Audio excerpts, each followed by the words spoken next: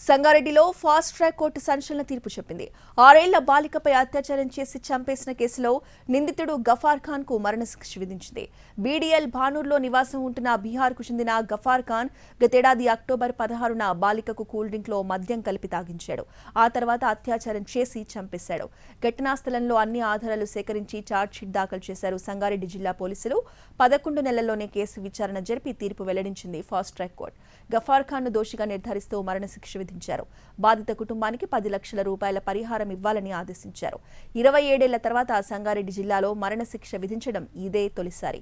ఈ కేసులో పక్కా ఆధారాలు సేకరించి సాక్షులను ప్రభావితం కాకుండా చూసిన పోలీసు అధికారులను అభినందించారు SP Rupesh Kumar. Normal police స్టేషన్లో క్రైమ్ నంబర్ 238/23 అక్టోబర్ నెలలో ఒక 6 సంవత్సరాల చిన్నారిపై ఒక 61 సంవత్సరాల గఫార్ ఖాన్ అనే అతను అత్యాచారం చేసి నిర్దాక్షిణ్యంగా చంపడం జరిగింది. సో ఈ కేసులో అన్ని సాంకేతిక ఆధారాలు మరియు సర్కమ్స్టాన్షియల్ ఎవిడెన్స్, అక్కడ పరిస్థితుల దగ్గర ఉన్న ఎవిడెన్స్ అన్నీ కూడా తీసుకొని ఛార్జ్షీట్ వేయడం జరిగింది.